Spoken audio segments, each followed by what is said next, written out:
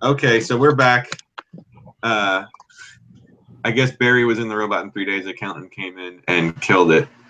So, we were still talking about doing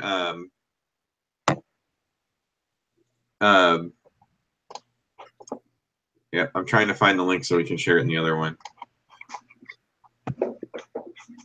Whatever, just leave it playing. I don't care anymore. All right, so we've got.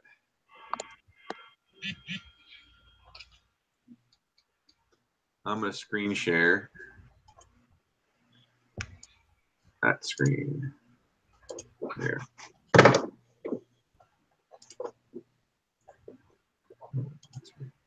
Share. Oh, Inception. Okay. Okay, so we were going through all of the ways to score, right? Yeah. So let's do endgame.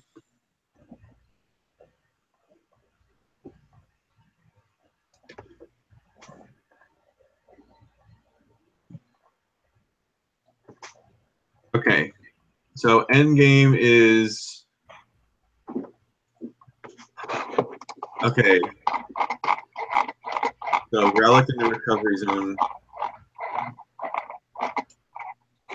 So the map is defined into 3 different zones.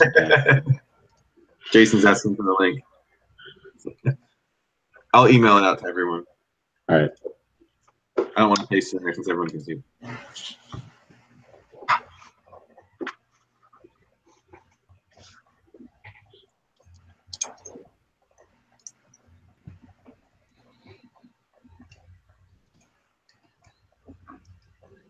Okay, there you go.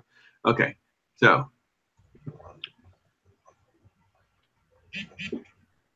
that the zone or the zones for scoring the relic outside the field perimeter is kind of an interesting thing, but the closer it is, the less points it is. Right. But at the same time, there's a delineation of if it's upright or not. So zone 1 is worth 10 points, which is the closest zone to the field perimeter, just outside the field perimeter. Zone 2 is 20 and zone 3 is 40. And then if it's upright, as in standing and looking like a person thing, it's a 15-point bonus, regardless of where it is, I believe.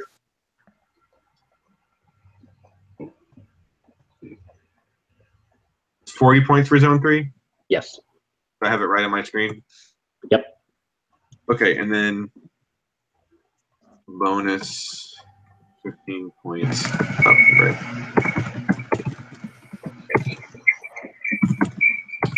Okay, and then balance, right? Yeah, that's a 20-point bonus per robot that's balanced. What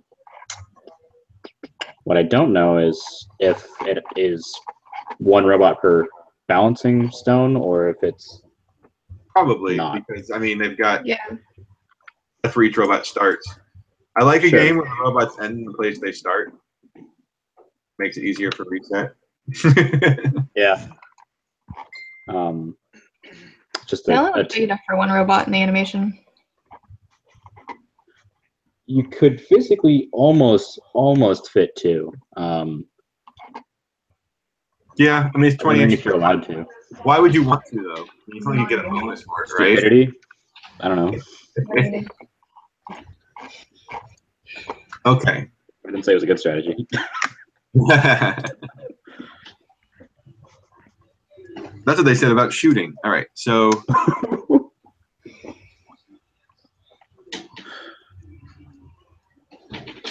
okay, so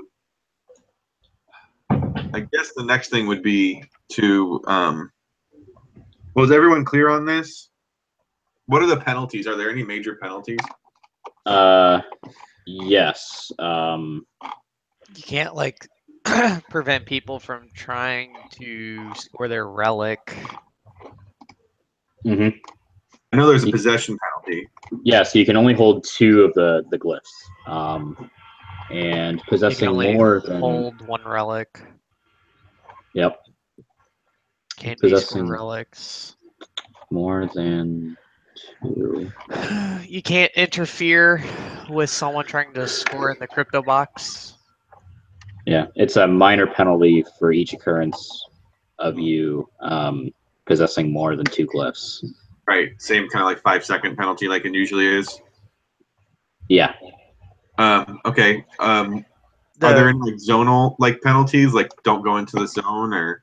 There's one about interfering with balancing stones that I glanced and saw. Oh, and I knew, isn't there a bonus if you do the whole cipher? You're allowed to score in the and like the zone thing at the end earlier. Yeah. So if you fill your crypto box, you're allowed to score your relic early. Right. Is it fill it or is it complete the cipher? Yeah, that's a good question. Honestly, it's probably complete the cipher, but I don't know. There's an autonomous period keep out area. You may not go into the opponent's alliance area of the field at any time during the autonomous period. Okay. That's kind of standard.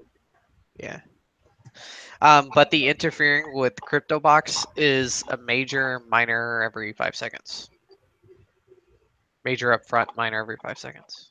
I thought there was something that like if you finish, where is it? Okay, here it is. Teams are permitted to reach over the wall and destroy one. Okay, the last 30 seconds. If a crypto box cipher is correctly, so it has to be the cipher. Has to be done. That it's would weird make sense. because it's on the page break. Mm-hmm. Right here. Yeah. So if a crypto box cipher is correctly solved prior to the start of the game, teams are permitted to reach over the perimeter wall and attempt to score.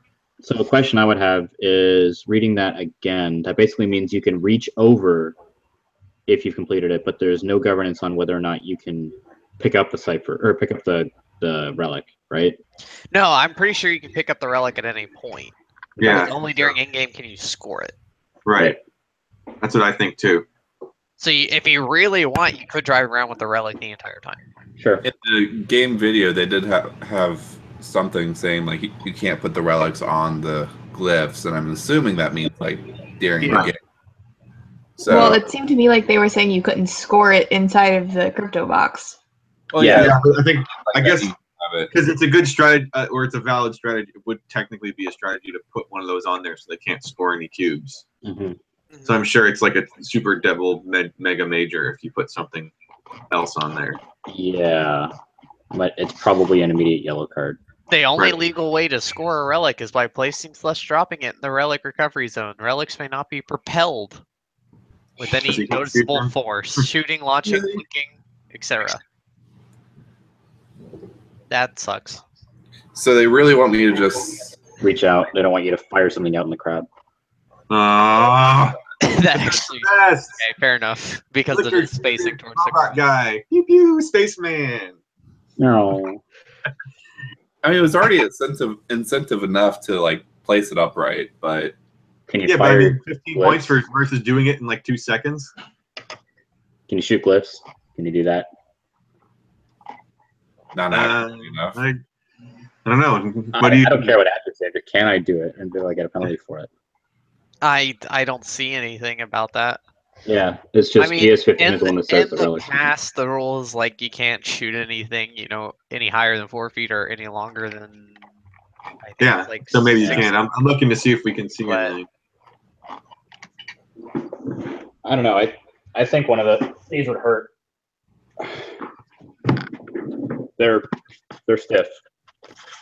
I think it'll hurt. Large. Yeah, they're 6 inches nominally square. Yeah, and they're really dense, aren't they? Yeah, like So they're not like foam. They're like kind of cardboard. No. they're foam, but they're super dense, like closed cell foam. Okay. Like the model planets kind of foam. yeah, actually. But it So doesn't, here's an doesn't interesting. crumble. Here's an interesting rule: is once an alliance has successfully scored more than 20 glyphs, the members of the alliance may not collectively possess, control, block Yep. access to more than the number of glyphs required the alliance to finish their crypto boxes. Oh, really? Yeah. Because the first thing I noticed is like there's the exact number of glyphs on the field for the exact number of scoring locations. Are there? Yeah. Okay, so you can't control I once think in that it's- position. It's to prevent you from completely filling your cryptographs and then taking 2 per Hold 2, robot right. away from the other alliance, basically. But you could just score 19 and then hoard a bunch until the end. True. It's true. Yeah, so yeah, because each robot can hold 2, so you score 19, and then each robot holds 2 more. GG. So apparently you can't move the opposing alliance's relics either. Right. So it says robots may not remove or reposition relics in the opposing alliance's recoveries. Yeah. Well, So you can't go over and knock it over if they can only pick it up standing up. Because it's 24 glyphs required for 2 completed ciphers, 48 glyphs on the field. well, just saying, even if you were to take 19, you have 9. Yeah, you're missing 5. So even if you hold 4, you're not Still doing missing anything. 1. Yeah, you're still There's- missing 1. There's definitely a lot of rules about blocking access. Yep. Yeah. Interfering with balancing stone. Huh. So you can only hold 2 of these at once. Right. That's, what, 12 inches long at most. Oh. So the pictograph that you're supposed to be reading, Yeah. Yep. it also tells you the position of the balls. Right. Does it really? Yeah. Oh, cool. Wait, really? I thought that was Now- rolled by a die. It's page 39. No, but each one has a different Oh, yeah. pictograph. So you can read it from there if you need to. Maybe. I don't know, because 3 and 6 are the same, 2 and 5 are the same, and 1 and 4 are the same. I don't know. Wait, what? No, so it says that the orientation of the jewels are determined by the roll of a die. Well, then So what? why are the pictographs? So they roll a die, then they pull out a pictograph based on the roll of the die. Probably. What they do? Yeah, it looks like Probably. basically they roll a die and each pictograph correlates to a specific jewel orientation. Yeah. So like if you roll a 3, it's going to be red on the left, blue on the right, and you're getting the center pictograph or the right pictograph. Mm-hmm. Okay. So but there's different. All right, and then Yeah. the 6 is the right pictograph with the balls flipped over. Just the die does. So it doesn't really. So Jason, it doesn't really coordinate with Yeah. it. You see that? It's either or. Yeah. So if you roll a 3, you get it with the blue ball on the right. If you get it with the 6, the blue ball goes on the left. Mhm.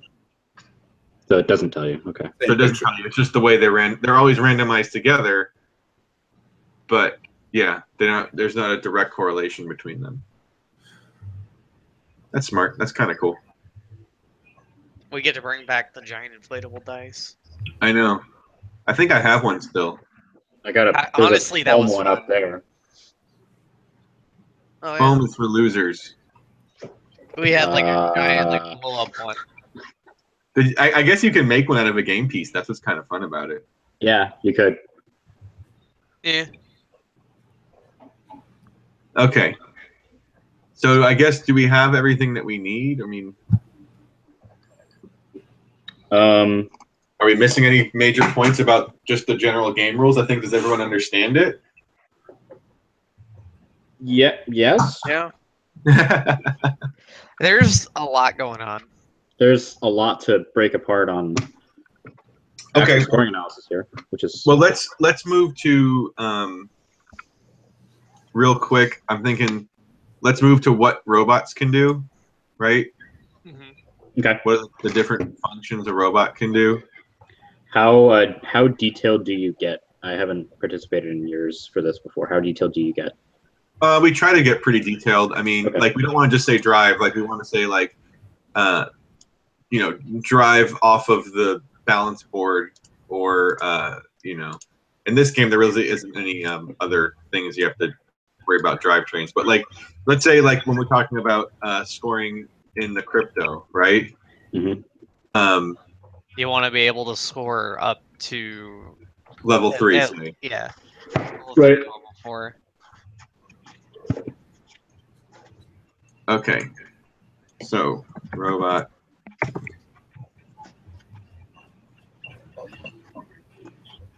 It's going to be everything in Relic.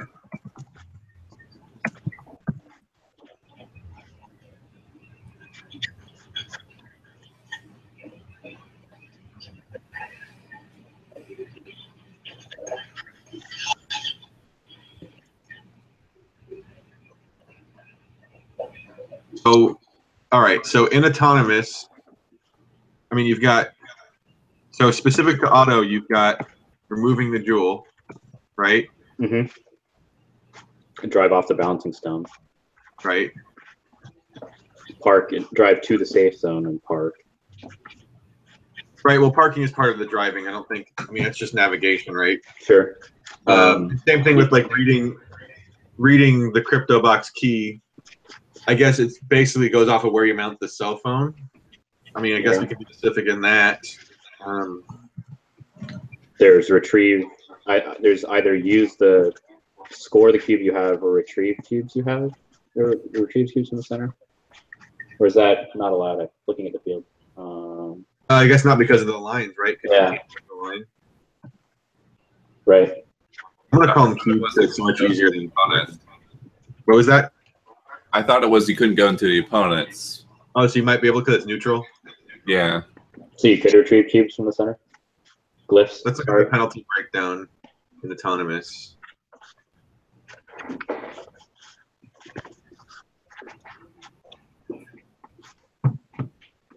Robot enters yeah, it just says opposing alliance area. Yeah, it's just a blank zone. So I guess you could retrieve. Okay. And that's kind of valuable because every cube you score, or glyph you score is 15 points. Right. Are they called glyphs, right? They're called glyphs, yeah. Sorry, don't be typing that word. I keep calling it a cube. Well, they are, right? Yep. Well, mostly. Just call them like it is. Okay. I put on the keyboard, so on the. All right. I guess that's it for auto for robot functions.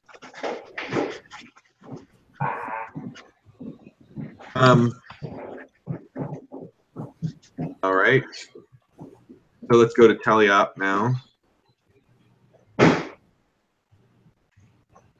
In theory, drive off balance stone is still applicable. Drive onto balance stone is applicable. I wouldn't think so because, I mean, yeah, I guess they are there, but I think you're still driving at this point. Sure. So we obviously want to be able to retrieve glyphs still. So scoring and retrieving glyphs are going to transfer over. Let's talk about scoring. Obviously, you got the 3 different levels. Yep. Or 4 levels. That all are different mechanisms. Retrieving glyphs. And that's really it for teleop, right? Is there anything else you do in teleop other than scoring glyphs? I don't think so, right? Scoring your relic. Well, the relic is really an endgame thing. I mean, Yeah. You could be doing it in teleop if you finish a cipher. Yeah. Yeah. If you didn't do it in autonomous, you could read the key to do the cipher. After auto, you don't need to read the key anymore, I don't think. Right, because the cipher only counts for... No, yeah, sorry. Yeah. That's fine. I keep thinking about that too, but... Yep. Okay, so endgame, we've got... Retrieve. Relic. You have to retrieve the relic. No. Oh, yeah. Good point. Good point. Which I would put that in teleop, right? Wouldn't you want to do that at the end of teleop to get ready for endgame? Oh, let's just put it in endgame. It's fine. Depends on your robot. We can't grab relic. So score relic. Zone 1, zone 2, zone. And I'd argue that gets written twice as score relic in any orientation, and then score relic upright, like you have, yeah. Anything like that, or should I just duplicate it? No, it's fine. We kind of get the picture. especially if I spell. The nice part about this versus a whiteboard is you have spell check. Whiteboard says spell check with hecklers in the back. That's right. Okay. And then endgame also is balance on the balancing stone. So drive onto balancing stone and balance. So is there any points for just being on the balance stone, or you have to be balanced? It has to be balanced. It's just basically a paper test. Yeah, and the balance stone is designed such it's obvious, like super obvious. Gotcha.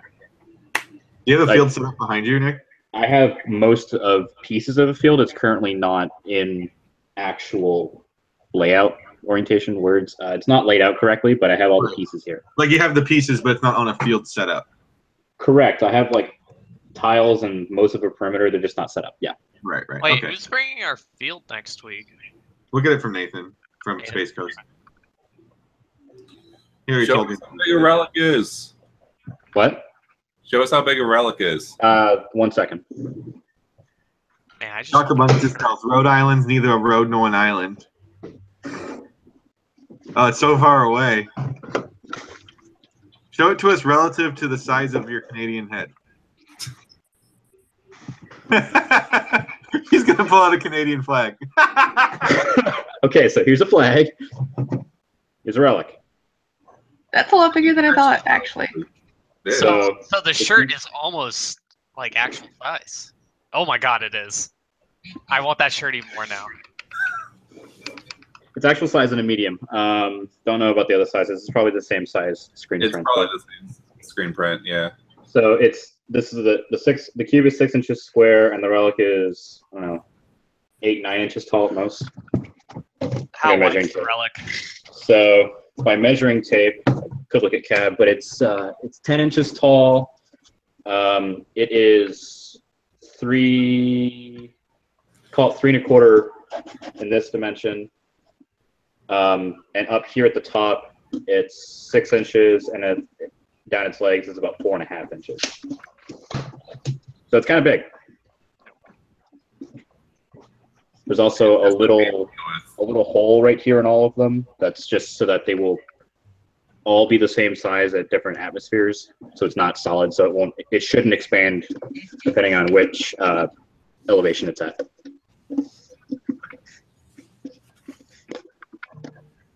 So they should be reasonably consistent. I'm gonna put my flag back.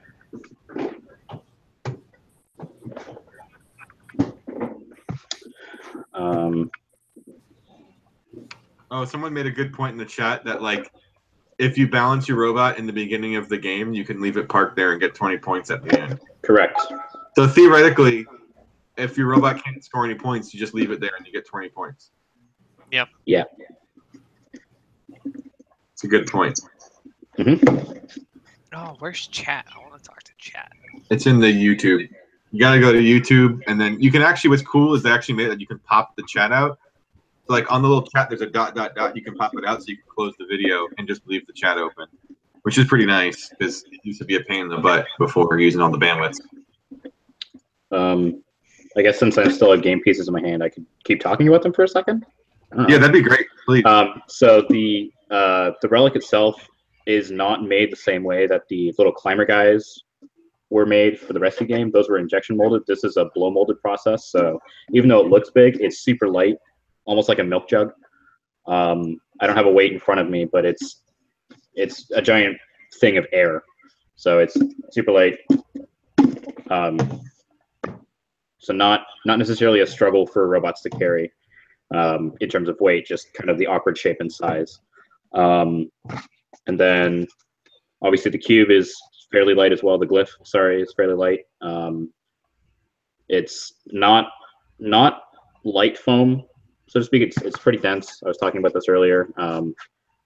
Like to get it to deform, I have to put a lot of pressure on it, but it doesn't crumble like styrofoam. Like pull on the corners, it's reasonably durable. It's basically like yoga mat, like the yoga block foam. If anyone's ever used a yoga block. Yeah, it is kind of like that. I have a brown one here too. Let me grab that. Two different sizes or two different cube things. they slide pretty easily into. You know, give me a second. I'm gonna grab both a balancing stone and a crypto box. Awesome. Do it to it. Okay. And if anyone does have questions in the chat, feel free to ask. I think there's probably, from what we did earlier, we had like a 30-second delay between us talking in our Google Hangout to you guys in the chat. So if it takes us a little while to answer you, that's why, because we're already 30 seconds ahead of you. Okay.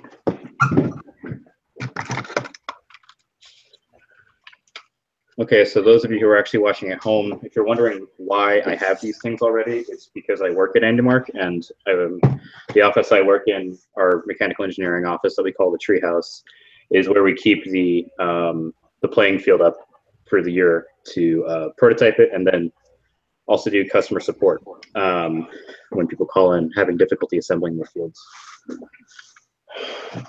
I'm not just some random person who has a field. So here's a crypto box in its uncompleted state. It doesn't have the tape lines on it. It doesn't have the beam clamps beside it, but it's mechanically assembled. Can you show us a cube in there? I can. So let me make sure which version this is. So the cubes don't stay up. They do fall down. So I do this, it'll fall. They go in pretty easily. The extrusions that it's made of are angled, so it helps to sort of guide the cube in, but it won't always go in. So here's one that just kind of stops, but it sort of is not too bad to get a cube into here. Can you put the cube in and show us the profile so we can see like how deep it goes in? Yes. So that's what, like two inches or so?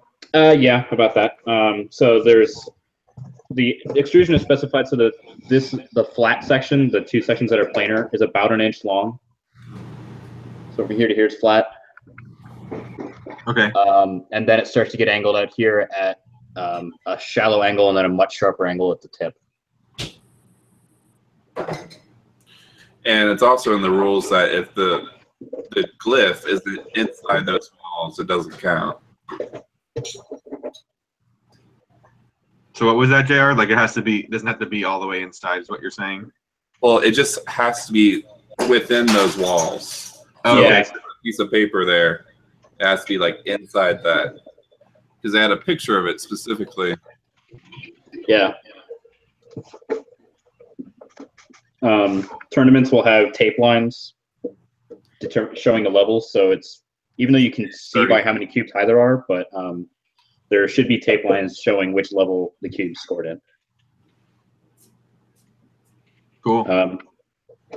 I don't have video of it or a good way to prove it right now, but these are pretty rigid. The field border flexes more than these do when you run into them with a robot and a cube. That's some testing we did here at Andymark over the summer. Yeah, that's pretty much. Anything else I need to show about the crypto boxes? I don't think so. Okay, If great. anyone have any questions, we'll come back to it. I mean, you got it right behind you. Yep. Moving on to the balancing stone. Now, this is going to look weird, but this guy is kind of heavy.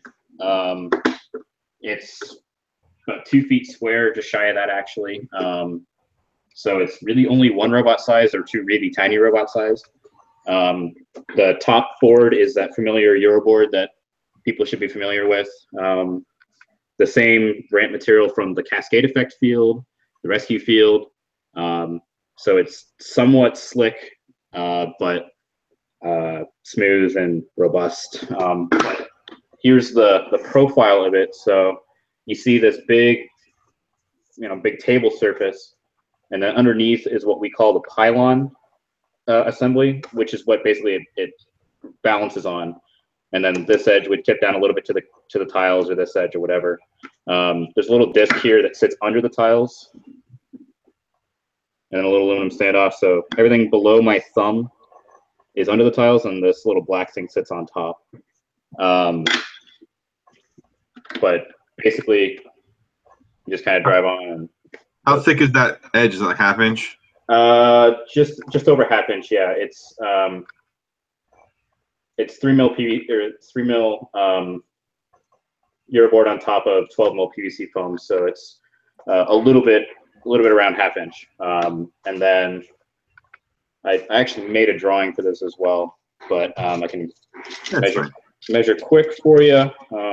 Close enough to ½ inch.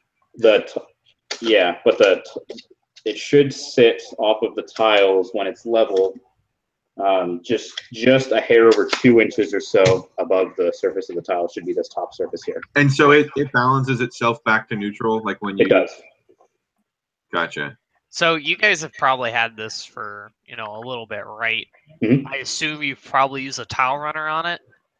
Yes. So the tile runner has a pretty low profile. Does it get on it well? Not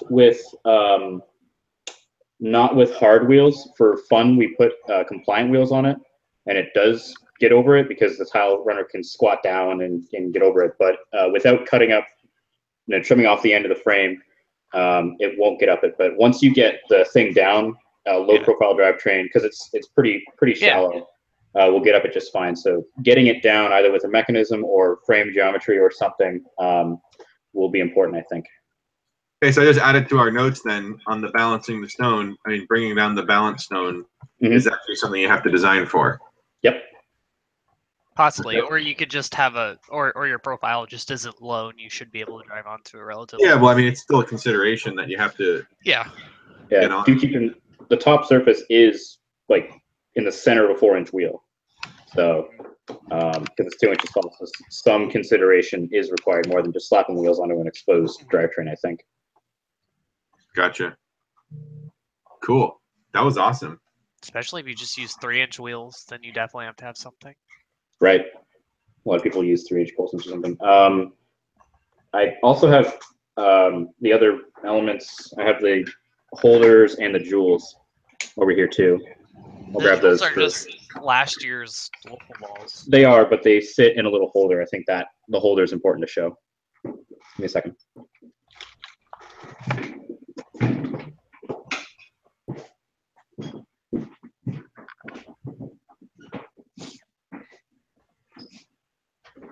So, yeah. Huh.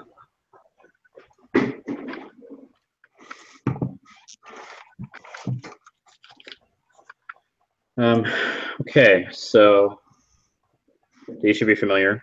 The particles from last year. And then this little black 12 mil PVC foam thing is just kind of sits on the tiles, and that's what holds the two in place.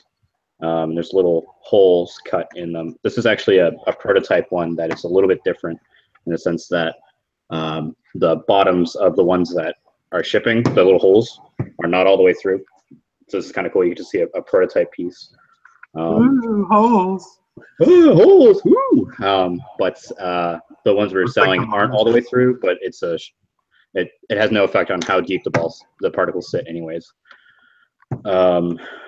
But yeah, it's the exact same particle from Velocity Vortex. No big change. Cool. Okay, so now that we all have a pretty solid idea on this game, I guess we need to start looking at where we're going to go with the strategy, right?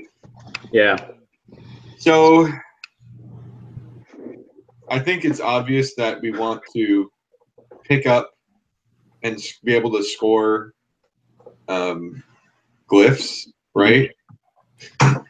The question is all right, so do you think that we should pick up 1 or 2? Because there is a difference between 1 or 2, right? Mm-hmm.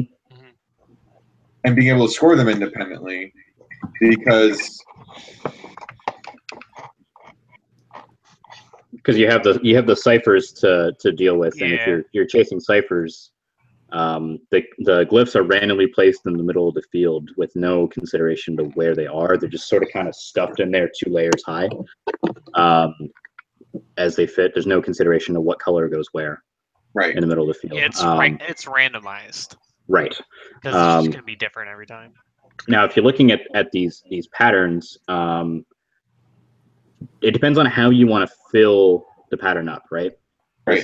I think how you would kind of make this determination, whether you're trying to build rows or you're trying to build columns. I'd argue you should be building columns based on the return per cube or per glyph. Because a row 3 is a 10-point bonus, but a column of 4 is 20 points. So if you're limited by time, which you are, I imagine a lot of teams are going to start by building columns. Or at least I would. Yeah, I think that makes sense. I'm trying to scroll through to find the layout of the different glyphs. Page 35. There you are. So, yeah, interesting. Literally just alternate them for the frog. Mm-hmm. So the frog, if you're building by column, alternate for frog. By bird, it's almost, but yeah. Yeah, but the snake is interesting. If you're doing the left pattern of the snake, you basically, if you do the outside columns first, you find 2 of each at a time, and then do the same thing you would do for the bird for the center column, if you're building by column. Yeah.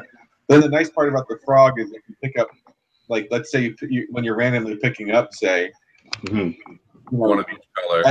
At each layer, you have one or the other that you're going to need. Yeah. Plus, admittedly, it's easy to remember. If you know what the bottom layer should look like, you don't have to remember what the rest actually has to look like, just that it alternates. Right. That checkerboard pattern is really popular just for checkerboard. Well, yeah.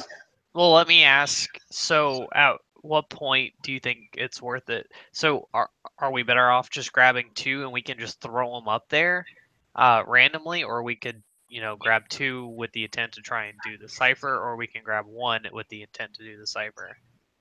Well, I think we want to grab 2 just because you're saving trips, right? Right. But then it really comes down to how do you score them? Do they just score, like Nick was saying, do you just automatically score them in columns and just fill the columns up, or do you go after the cipher?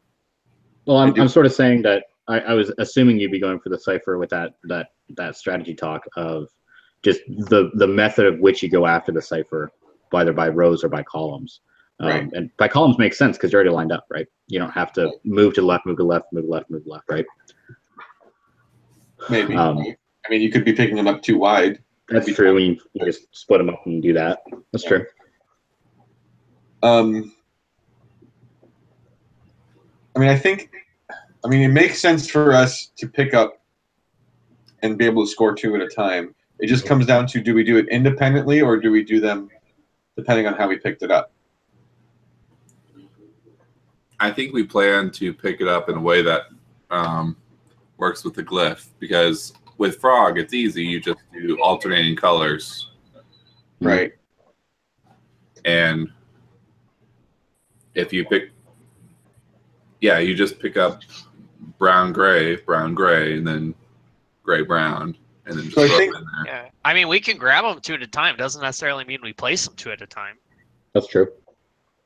So I guess, is it important, do you think, to be able to, I think that what Andrew's asking is it important to be able to independently score them and pick which one, or just say they're in a line in a mechanism or something and you just score them wherever? Score right. Do we want to be picky about where we score them? Like, I think for our particular build, we don't need to be picky. But yeah. I think we should be picky because we're not going to do a whole lot of autonomous. I mean, I would love to, but we always run out of time with that. I think it's possible to build a robot here that can have its cake and eat its too by both being picky by just the method of which which order you pick them up in. I think if you're picking up 2 at a time. Sure. Okay, so I think we all agree then we're going to pick up 2, or be able to control and score 2 at a time. So, whoopsie. So we'll be able to pick up 2 glyphs, score 2 glyphs. And then I guess the prototype will tell us if we're going to be able to really control that easily, or if we're going to have to dump both at once. Yeah. And so that's something that the prototype will come to. I think we should. How high is that thing? Like, what's the top? 24 inches tall. Okay, so it's really not that much higher than a robot. Right. So I say we go for all 4 levels. I agree. You just need a 4-bar that's half the size of the robot, and you can reach the top. Yeah, basically, it's just all that depth. Well, anyways. Okay, and then, if someone comes up with something simple and sexy to remove the jewel, I think it's worth it. Mm-hmm. Does anyone have? I mean, where is it relative to the robot on the field? It's like on the ground. Yeah. I have an idea for it, but so your robot's going to fit in here, right? And you have to reach back here and flick that one or that one. Yeah. And also guide yourself right to it. Designing something like with a servo that like we back up and it flicks one either way. That's exactly what I was thinking. One thing that's important while thinking of this is the bouncing stones can rotate. So if a robot hits this corner, it'll spin? Mm-hmm. Oh, interesting. But they should start the match in that orientation as you show. Right, but as you drive off, it's possible the thing will spin and you'll be not lined up. Correct. That's something to consider. Interesting. Yeah, that's not something I would have guessed. Yeah, I guess looking at the mechanism, it makes sense because it's basically a peg. Yep. Okay, so don't rely on turning on it in autonomous. Basically. Okay, so I would say that like simple fuel. And even if it's just something that like we build and it doesn't necessarily work for the very start of auto, it's something we can build to show that it works. Yeah, exactly. All right, and then the relic. I mean, we're looking at endgame. Mm-hmm. A possible of 55 points is really the highest you can get. Right. So you can almost meet. You can beat a zone 2 placement that's not upright with a zone 1 placement that is upright.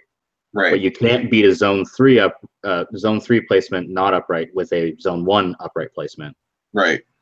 And you can't beat it with a zone 2 upright placement. Because that's and how 5 far? points short. And they're right. It's so hard to say. Is it worth the resources right now to do something with it? I'd argue that the same mechanism or same set of mechanisms that does the glyphs can probably do a zone 1 non-upright deployment because it's basically just grabbing it and spitting it over the wall and hoping it stays. Right. But once you commit to zone 2 or zone 3, I would argue that it's a bit more.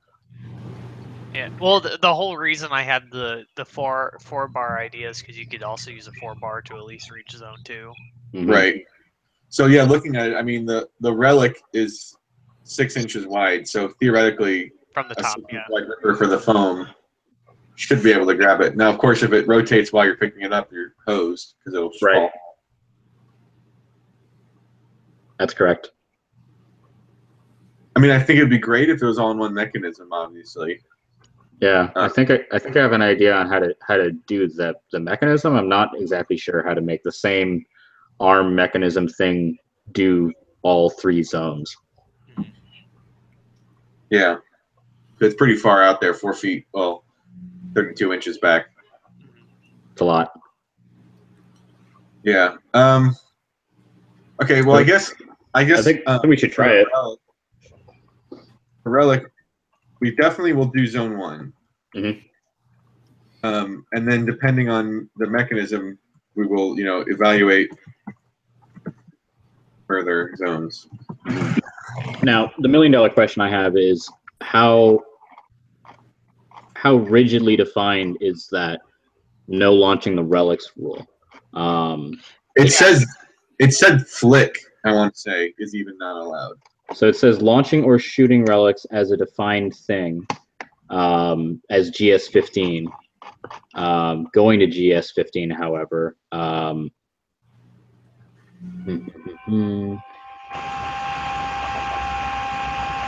Somebody just turned a vacuum on. Okay, so it says here on GS16, if you go to it, page 25, the only legal it says relics may not be propelled with any noticeable force, i.e., shooting, launching, flicking, etc. But you can drop it. Right.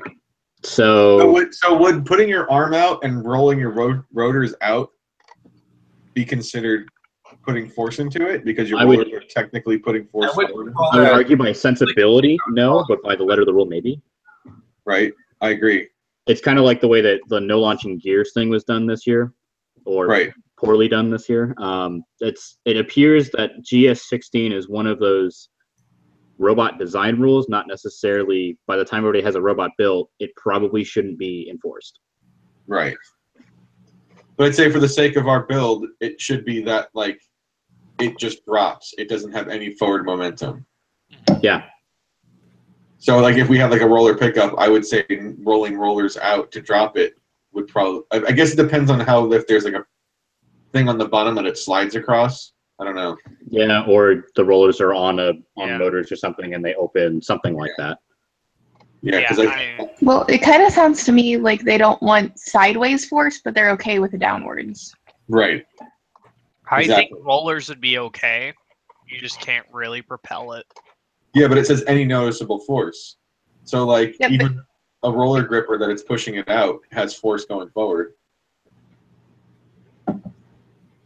So like Nick was saying, is like you have rollers and the rollers move away, so the only force on it is gravity, basically, is what it seems like. Right?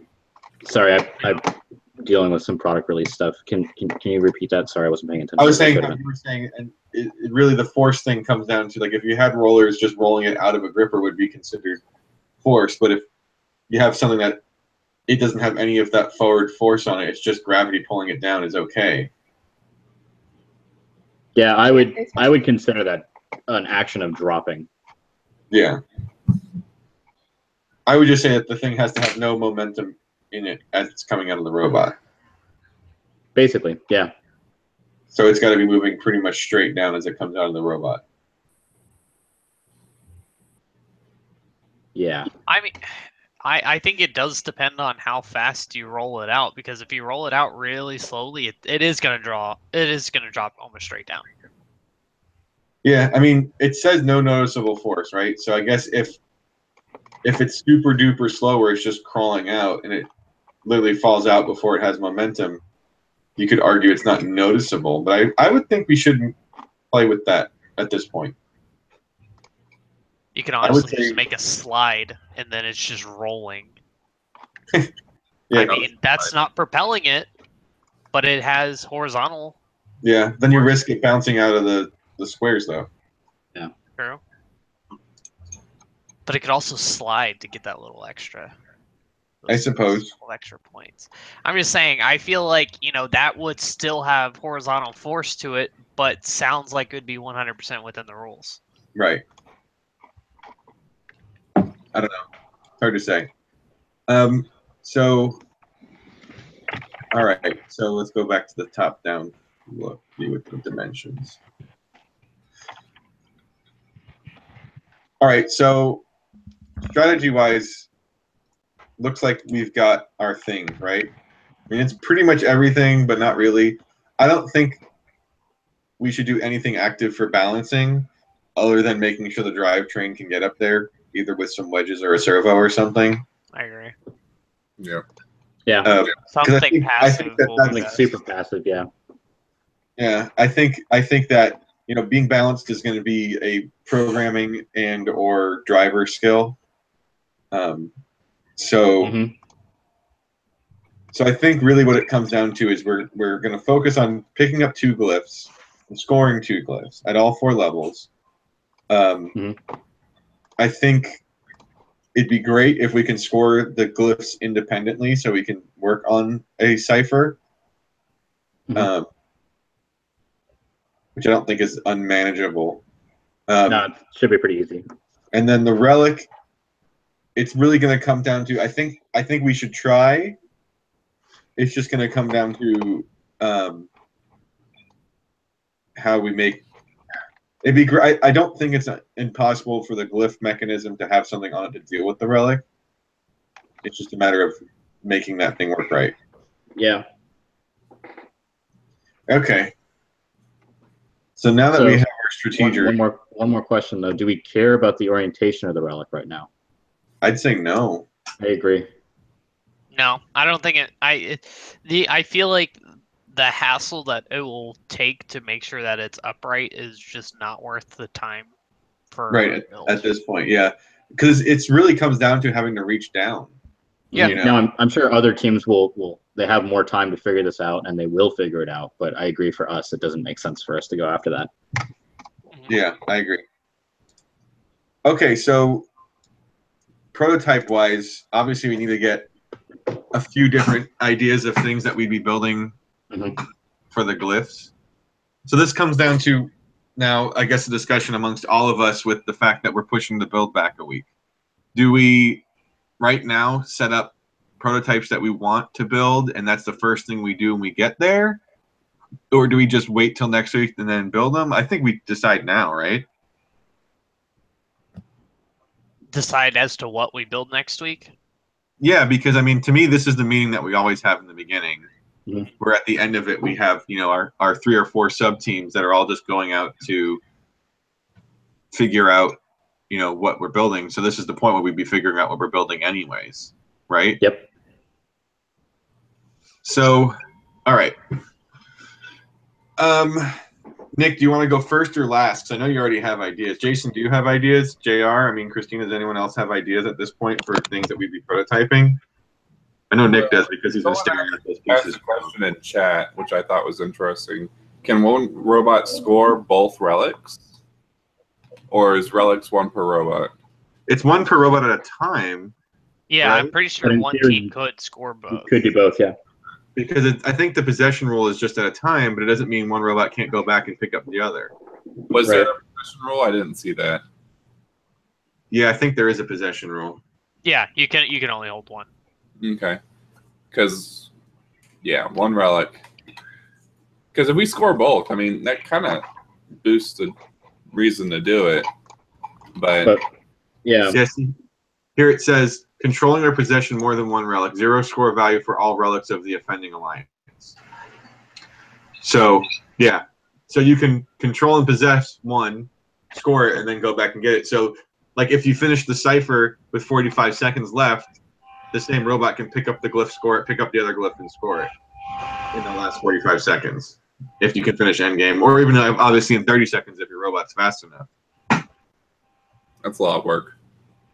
Yeah, but whatever. Wait, I had a question. So back for our teleop scoring, the cipher is max 124 points. Mm-hmm. Right, because you That's got is that per one? yeah, because you've got the 4 columns and rows and the points that you score there. So technically, there's a max of what 248 In cipher points or crypto box points. Yeah. There's two crypto boxes per alliance. Right. So yeah, realistically, it's it's 248, and in autonomous, that's a good point. Let's see what the maximum scores are for everything real quick. So autonomous, you've got 60 points for both jewels, 60 points for both crypto boxes, plus 30 points for glyphs. So that's 120, 145. There's more than that. Right, because you could put 2 cubes in, right? You could put, in theory, depending, you're limited by time and the number of cubes you can yeah, that helicopter taking off is a wonderful noise. As far as I understand, you could, in theory, spend your entire autonomous period scoring glyphs into the crypto box, meaning that you're limited by time on that. So the max score of that is a minimum max score. It's kind of weird. Yeah. So let's say, all right. Yeah, let's say a minimum max score. That's a good point. I would say a minimum of 1. Yeah. So you're talking about 60 plus 60 is 120 plus another 30 is 100 and what 100 and I said 120 plus 30 is 150 plus 20, so you're at 180. I'm gonna check my math.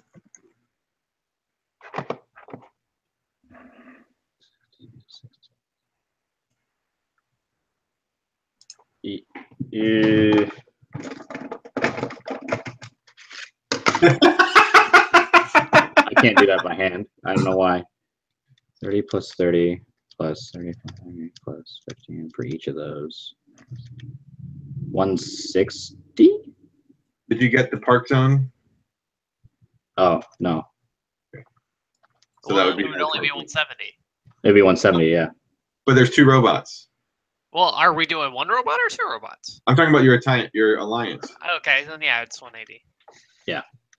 Okay, so Teleop, it's technically just the 248, right? No, isn't it 170? You say so. I'm fine with it. Because it's 45 points for each CryptoBox key done. Which is right. So 90. Plus 30 for each jewel, which gets you 150, plus 2 robots parking is 170. Okay. That's why we I thought had the 170 was only 1 robot parking. Sorry. No, it's 2. Because it's 150 points without parking. Okay, cool. Yep.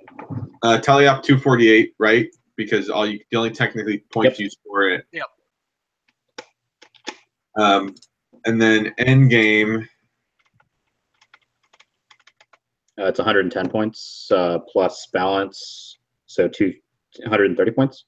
No, 140. that's 150 points. Yeah, because that's assuming 2 relics in zone 3 upright and 2 balanced robots.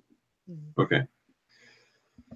So theoretically, you could have a robot that only does autonomous and endgame and win, or an alliance. Yeah. Let's just. What about? I mean, yeah. Okay. So there is a lot of points in Teleop, but it's a lot of time too. Mm-hmm. But what else would you be doing in Teleop? Right. Driving around. Fun. And if you finish the glyph faster, you can. You have a better opportunity of making sure that Both. Yeah. I mean, yeah. If you can do autonomous in game well, you just have a push bot that scores the 6 on the bottom, and that's it. Okay. So moving over to now, everyone, if you want to sketch in here, you can. Let me make this a little bit bigger. You.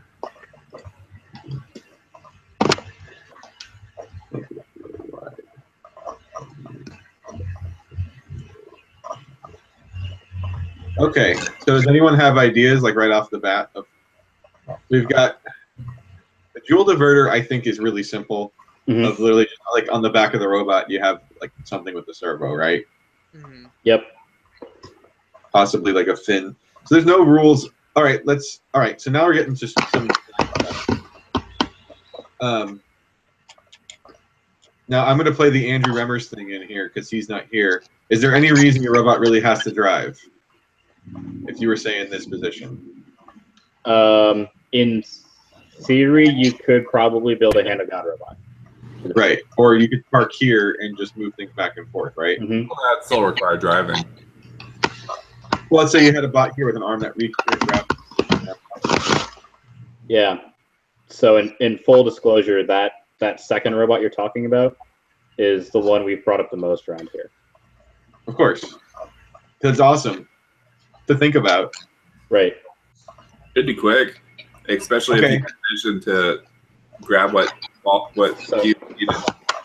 To me, that's some adaptation of the Pink 2007 or 2011 robot.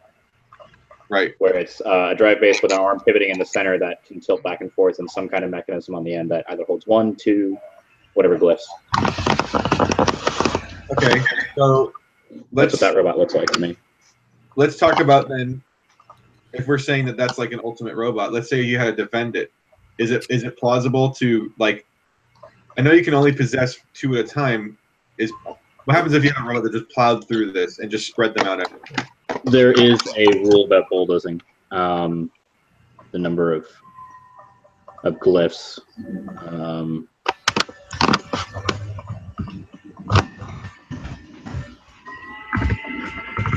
The helicopter's taking off again.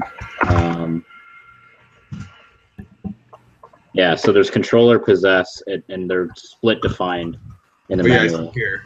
So plowing through any quantity of glyphs is allowed, but hurting or directing multiple glyphs to gain a strategic advantage is not allowed. So I would say that the strategy you're suggesting would not be allowed.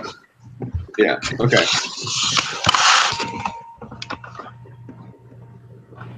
Okay. So, what's the distance between the pile of glyphs and your safe zone? Because they can't be in the safe zone. It's like a tile and a half. So your robot could sit there and easily just pick cubes, put them in without any defense. Here we are. So yeah, it's basically a tile and a half. Yeah, but then you have to reach so much further to get any more once you've cleared out what's here, right? He says you couldn't, in theory, as long as you. Speaking of crazy Andrew Remmer special strategies, who says you couldn't just drop a part of your robot that's still attached to your robot in the safe zone, and you're in contact with the safe zone, and you just sort of drive away from that arm or something. So you're always in contact with the safe zone and can't be defended. Now, obviously, there's an entanglement rule somewhere you probably have to not violate. Well, if you're in your safe zone, most entanglement rules are discounted. So if you drop, I don't know, a bag of nuts, attached to a string, do it like that. But you can probably reach your arm out and touch it. Right. Something rigid. Someone in chat was actually right. We miscounted. We weren't including the extra 3 points for actually doing the cipher correct. So 54 for 308 max. I double checked it. He's right. But it said it in the rules here.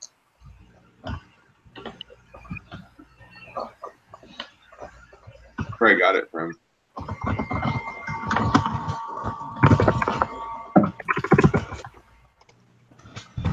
It says here, 154, yep. Okay, I typed it wrong.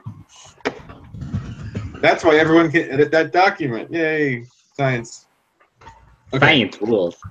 I really need to bookmark this page down here. Okay. Okay. All right, so let's talk about things that we want to prototype then. Remember, we're not building a world champion robot. We're just building a regular robot. So, so I would say we need to have a couple different prototypes on how to pick these things up. Agreed. And score them. I think it's obvious that there's like a 4-bar strategy probably and like a linear lift strategy on the other end. But I think the first part is how you pick them up, right? Because if the thing's super deep, you can't do a 4-bar because it takes up a lot of the chassis. Yep. Unless you shorten your chassis up. Correct. But I'm just saying you lose a lot of space for the 4-bar. Yeah. To make it lift high enough. I mean, but you're not talking about needing to lift that high. You only go to 24 inches. Yeah. And even then, you might not have to go exactly to. You don't necessarily have to have the bottom of your lift to 24 inches. That means the cube is 28 inches in the air from the top. So you really only have to go to the top of the topmost cube of 18 inches. So it's 18 inches. That's the top of the third level cube would be 18 inches. Okay. So you can literally just have a 1 or 2 stage lift, and that's all you need, and that's nothing. Yeah, it's not bad. So I think, does anyone have good ideas and they're ready to draw on this? Sort of. I figured you did, Nick. So how should I go? Overall robot like drawing, or should I go mechanism drawing? Because I don't really have a super detailed idea on necessarily the glyph mechanism. I have sort of an idea. But I think I have a more overall robot idea. Okay, go for it. I'm going to hand draw it if I can get that thing to show up, because surface and stuff.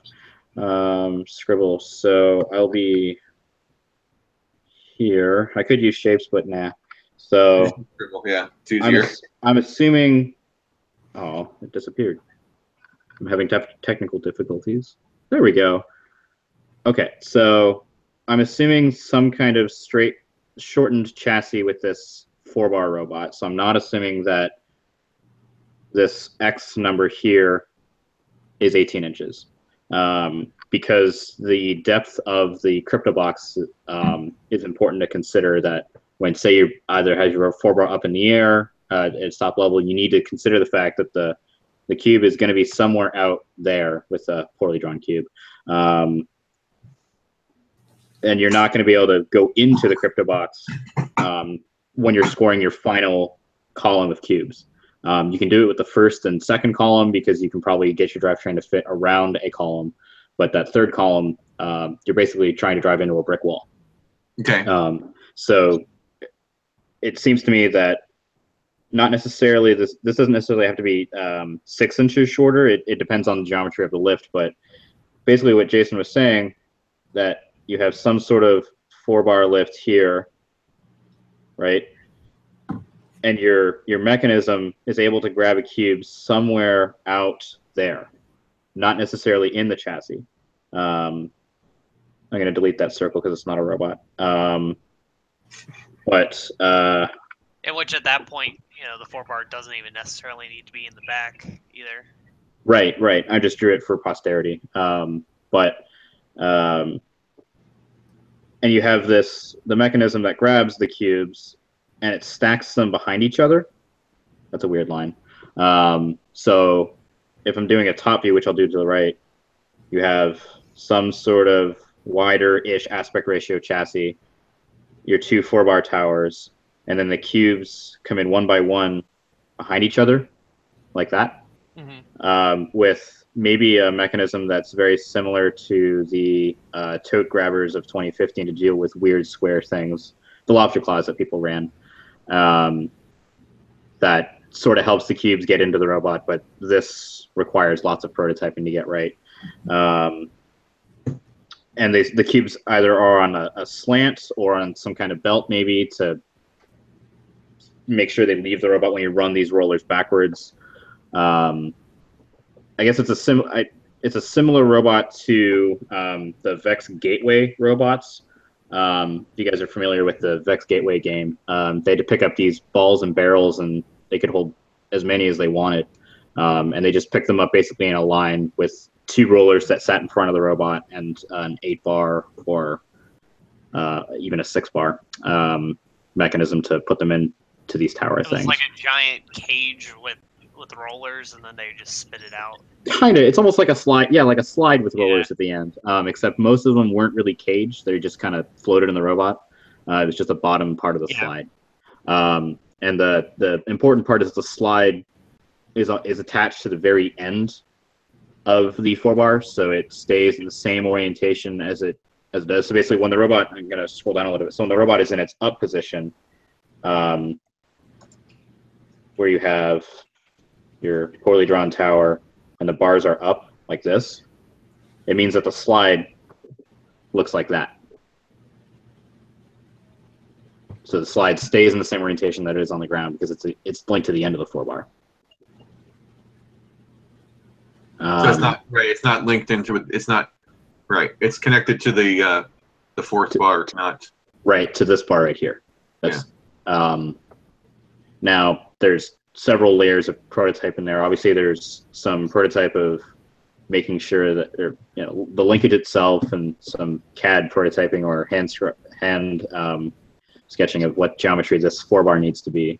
But the most important thing is how to make that slide and how to make the cubes come up the slide would be the big prototype sticking points, and also cubes into the bottom of the slide too. Well, I think if you just use like an intake roller, as soon as you bring in the second one, it's going to push that first one up the slide. Probably. As long as that slide is reasonably slippery. These cubes on a slick surface, they're pretty grippy. I wish I had something better to show. Use the back of the rail. It's flexing, right? I do have one here actually.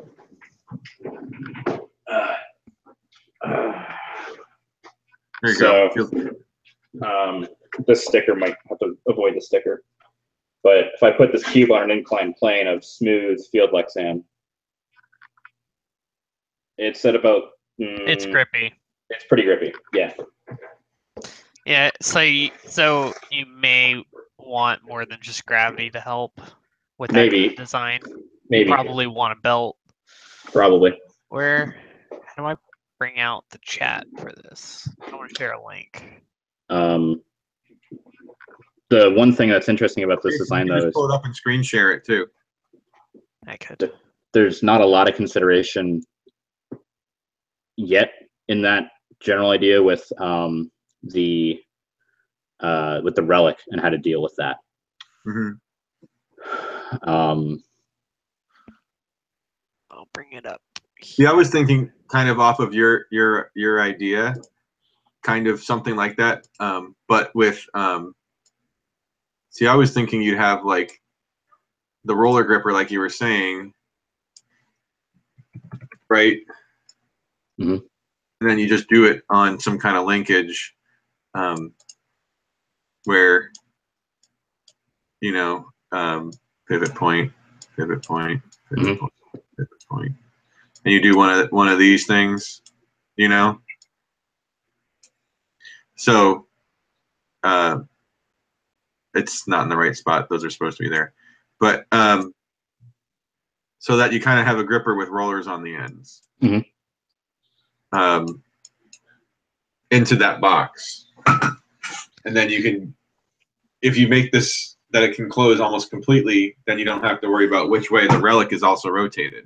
Right. Of course, in the world of FTC, it's hard to do.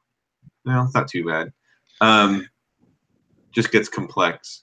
Right. Now, one thing that's important with this box I was talking about, we're only holding 2 cubes.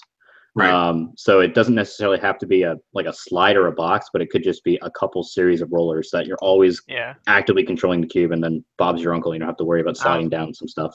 Yeah. So I actually, I just searched the World Championship for Vex Gateway, and that's kind of what this is. Yep. But it basically, you just have this thing. You have the giant slide, which we're not carrying that many. We only need 2 cubes, but that's all it takes. And I do specifically remember that this year they used a large amount. Like some teams would use rollers that would go all the way up and down, not just rollers in the front like this spot right here. Yeah. But that's kind of this is kind of what I thought of at first. But then I also had the idea of kind of placing them, if we wanted to be picky, we could always just have another set of rollers towards the bottom, and then we could always hold a brick at the bottom, and then we can hold a brick in our forearm so we can place them independently. Yeah, it's a good idea. Keep one down by the chassis, drive around with it, but then keep one in the 4-bar. Yeah, that's true. You take, you're taking half the amount of trips, but you're spending a little bit extra time placing them correctly. Yeah. To play off your gripper idea that you had, Rudy, was I'm going to draw a second robot that should be very familiar to some people. Let me grab my scribble tool here. So if I draw an actual box, because shapes are good this time. Yeah, you were envious of those circles I made, huh? Yeah, those are some nice circles. Shapes or not.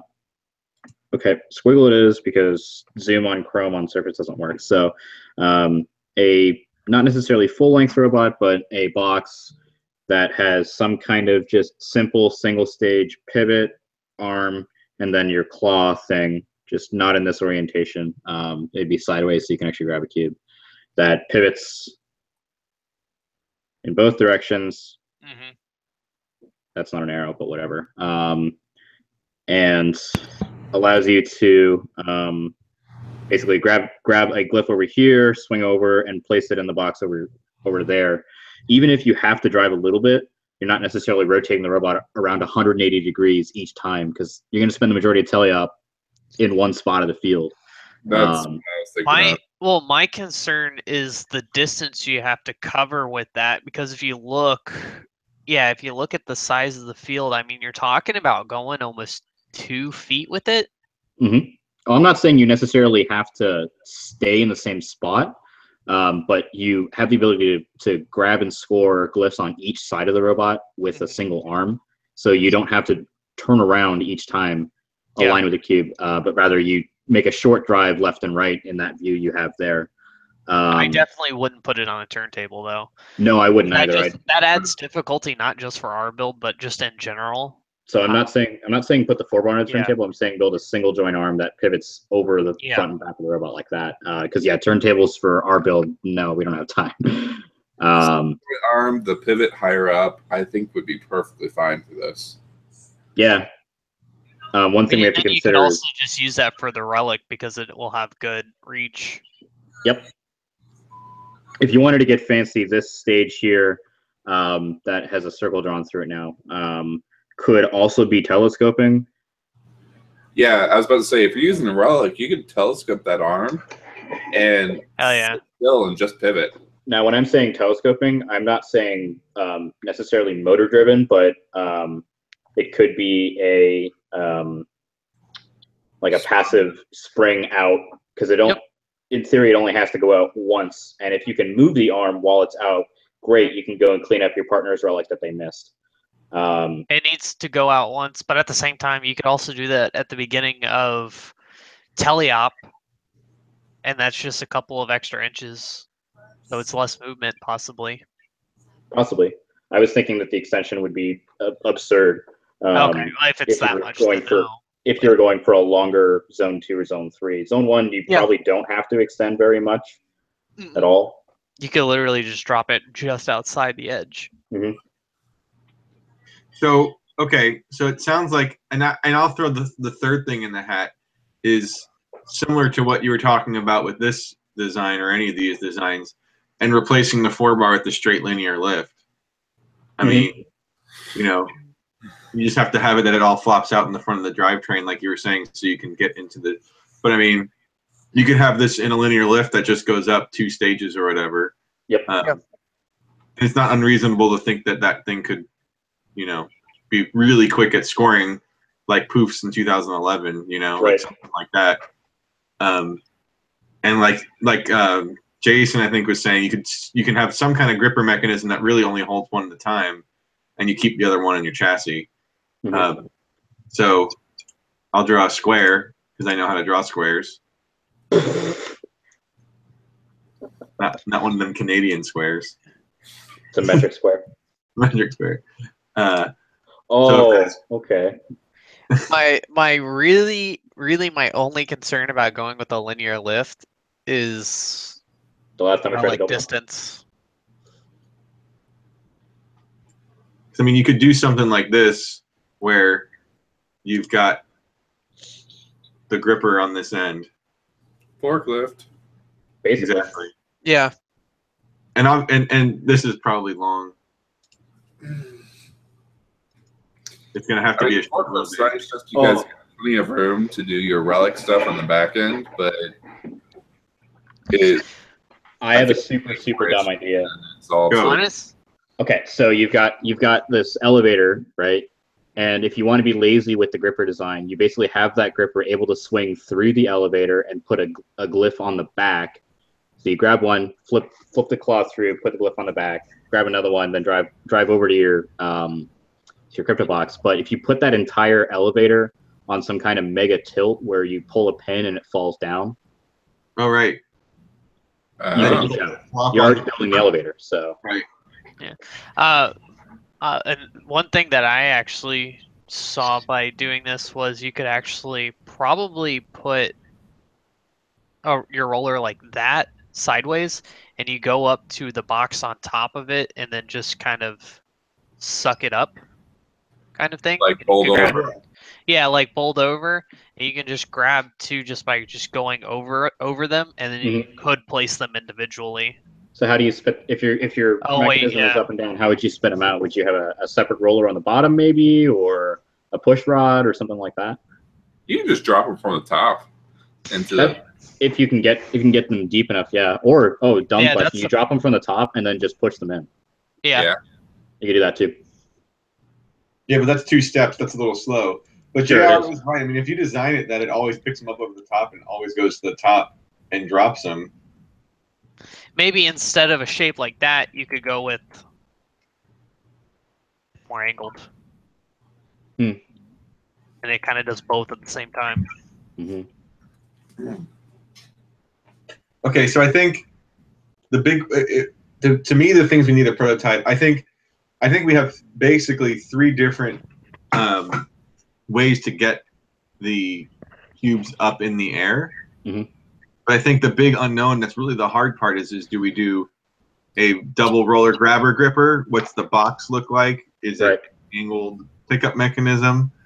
So I think if like we built a box that held 2, you could put it on any of these things, right? If we're going to do a drop down, pick it up, or pick it up at an angle, that's another mechanism that we need to have. Yeah. So what do we think about that? Do we just prototype a box that sucks 2 in? Or I think that's the place to start, honestly.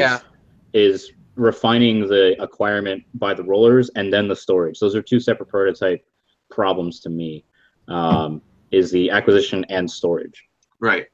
So I would say like the 2 teams that or 3 teams. If we were breaking off into say 2 or 3 mechanical teams, I would say the first thing would be a team who builds just like a straight box with rollers on it, nothing active, that it just rolls in and rolls out.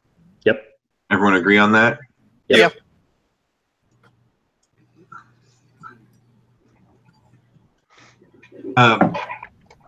Does anyone think non-rollers, like a squeezy gripper, is worth prototyping? I mean, my problem with that is you can't grab 2. Well, let's say you're doing like a robot like this, or the one we were talking about where you store one in the chassis. Yeah. Yes, storing one in the chassis you could.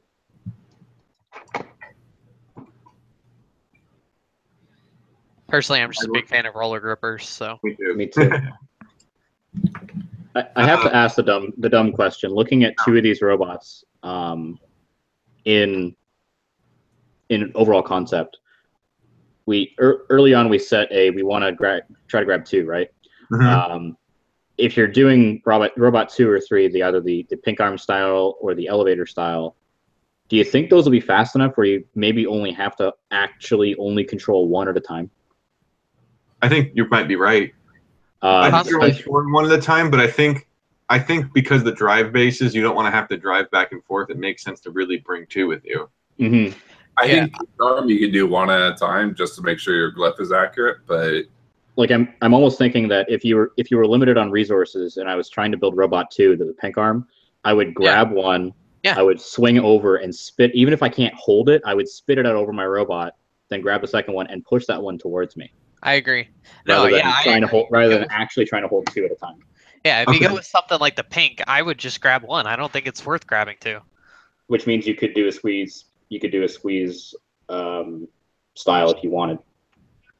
Right. So we're gonna do a box of rollers, and then I'd sub that into 1 at a time and 2 at a time. Right. Move it further down. So like if you did the box with rollers, you have 1 that could just hold 1 and just brings 1 in and out, 1 in and out. Or you have 1 that goes into a bigger box that 1 gets pushed to the back, and then, because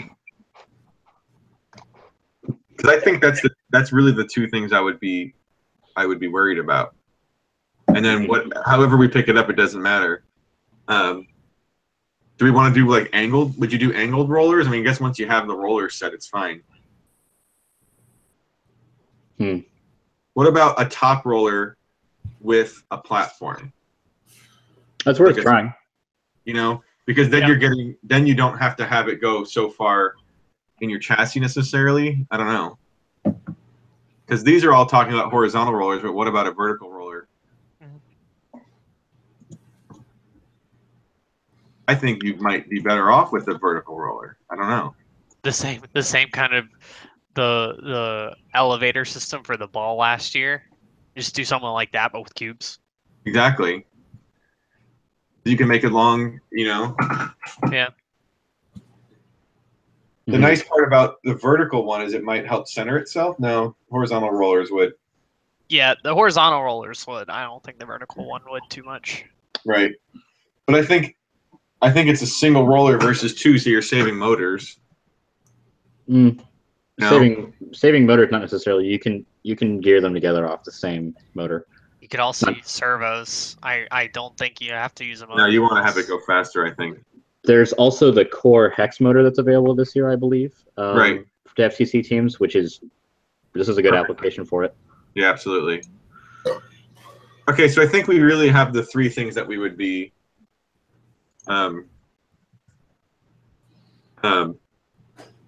on. Mm-hmm. And I think it would be however our end effector comes out would really drive which arm we go with, especially once you're really standing on a field and playing with it and seeing how close things are and how easy it is to move things. Mm-hmm. I think drive base also comes after this, right? Because I mean, it does. Yeah. If you need to have it stick out in front of your chassis by 8 inches versus it being long, and just everyone on the stream, what we're talking about with the depth thing is because these the arms of the crypto box stick out. Your chassis, like, you could get your wheel inside the middle one and score there, and you can get your wheel inside there and score in that one, say. But once those are full, you're not going to be able to get into that center one, or vice versa. Right. Once you've dropped a cube in, you can't drive inside of it anymore. So you really have to be able to push them forward and get them to be inside of it, outside of your chassis rail, because you can see there how it sticks out. So that's the concern. Well, can I ask, was it our intention to use the tile runner again this year, or are we just going to build one? Depends on what it comes down to. I mean, if a tile runner works, it saves time, but if it doesn't, it's not that hard to build a drivetrain. With the fact that, like, you know, we're going to have a bunch of rev rail, and between the rev motors and the new AndyMark motors that gear down, like, you know, you can have one of those new, what are they called, Nick? The Neverest Orbital 20s. Is that what the orange ones? Oh, those are Neverest Sports. Those are a gearbox. So, like, with those gearboxes, you can choose your ratio and you can do a direct drive and not have to worry about, you know, using 10,000 gears like we used to. We're also planning on sending a lot of our brand new S3 building structure system down. Okay. We literally just got, so it's a brand new building system from AndyMark that adds more wonderful structure pieces to the market. It's a 16mm square box tube with 2 of the faces have a 16mm center square or hole pattern that accepts the Tetrix hubs or the AndyMark nubs. I'm trying not to use this as an advertisement platform, but the other side of the tube has slots that are closed at the end, so you can still get that adjustment you get out of a T-slot extrusion, but you have a box tube to bolt through. And there's also a bunch of gussets and other parts for that system that we'd be sending down with me to Florida, so we could build a chassis out of that too. Cool. All right, so I guess what it comes down to is if we were hitting the ground on, like, right after this, we would be working on prototyping these things. Obviously, the electronics team would start on the electronic stuff. But, you know, it's the big question of the rollers, of what we would, what end effector is going to work. And with that, I guess we're kind of at the point where we'd stop. But I know Nick said you could work on some prototypes. So whichever one you want to do, I think the horizontal roller one you were kind of championing at this point. I got ideas for both a single and a double at a time. So what I'm going to try to do is shoot a video of just going over this, and then shout out to the community to send us links for any of their prototypes that they build in the next week, and we'll take the inspiration from some of those possibly and apply it to whatever we decide to build.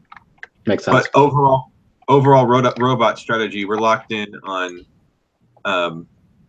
a 2 glyph pickup, scoring 2 at 4 zones. We're really only shooting for zone 1, but depending on what our lift mechanism, we might be able to do further zones. Everyone kind of in agreement with that?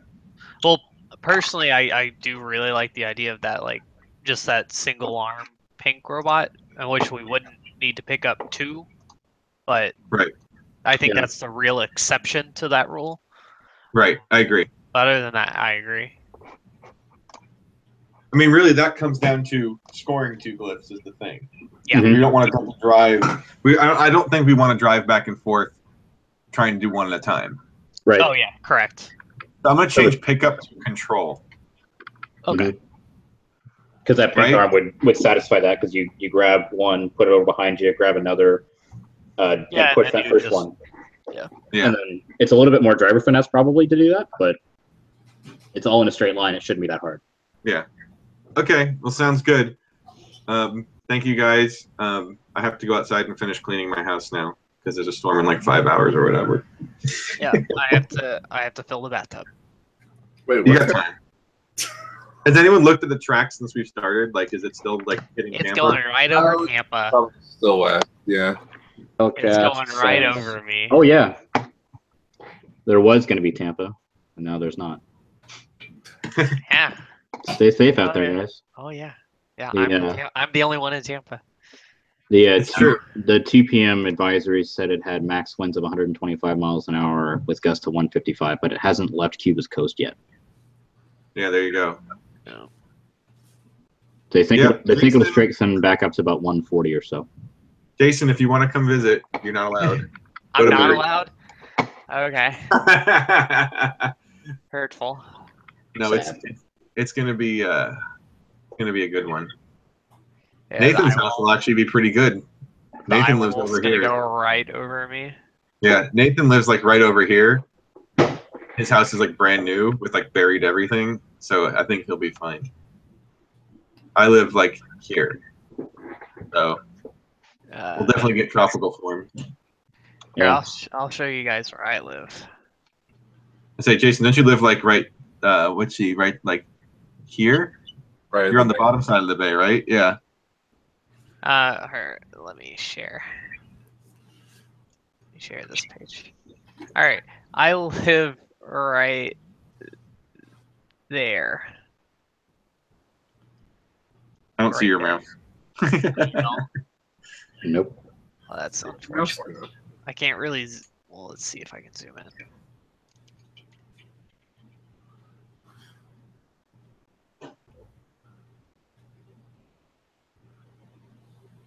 Can you not see my mouse? No, it's not showing your pointer. Sucker. You live on the south of Tampa, right? I'm in the red. Yeah. No, I'm actually slightly northeast of Tampa. Oh, so you're in the north side of the bay. Yeah, well, I've moved. Okay. I don't live in Brandon anymore. I live out by you. So. Well, there you go. So, Nick, you might be building a robot by yourself because we're all going to be flattened now. Yeah, we're going to die. Bad. I think everything will be okay. Well, luckily, I'm at the right place to make that happen if I need to, but I hope it doesn't have to be that way. Yeah, I agree. Don't forget, I'm going to lose my entire closet, so I expect an Andy Mark shirt. All right. He's going to be living in Andy Mark shirt for the next weeks here. And I'll be making new Robot in a Weekend shirts, so... unironically, that have a weather-themed graphic on it. Really? Unironically? Did I not show you guys that? No. No. I had the screen made like 3 weeks ago. It's fantastic. And it's yeah, hold on, let me find it so I can show you guys. Loading. It's opening, hold on.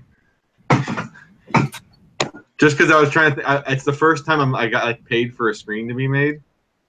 But no joke, I had this made. Oh my goodness! I love it. I don't know how I feel about this right now. This week, I have the screen made and everything. I just haven't pulled them. But yeah, that's it's my fault. Basically, is what it comes down to. Oh jeez. And can we make an additional screen that crosses over sleeping and writes hurricane? That costs like $60 to make another screen, so no. But you can surely Sharpie your own. I'm just gonna take a Sharpie. Just get those fabric paint pens. There you go. Yeah, get some puffy paint. So yeah, that's funny. All right, guys. Well, thank you guys for all your time. Be safe, Nick. We'll talk offline and share and so on and so forth. Yep. You guys stay safe down there, all right? Thank you. And thanks, everyone who tuned in. Thanks for dealing with Harry closing down the link from the other one. That's definitely how Barry does things, is he likes to go in and wreck house. So so thank you, everyone. And at the very least, we will see you this time next week with another stream of us building, hopefully. That's the goal. With the storm looking more and more like we'll be okay, here in Orlando at least, I'm pretty confident we'll be fine. The build space that we're at's a pretty new building with buried everything, so I'm not too worried about it. Hopefully I can book tickets down soon. Yeah, and the big thing is a hotel if you can sooner than later, because people take them up if the power's out. Okay. True. All right. See ya, everyone. Bye.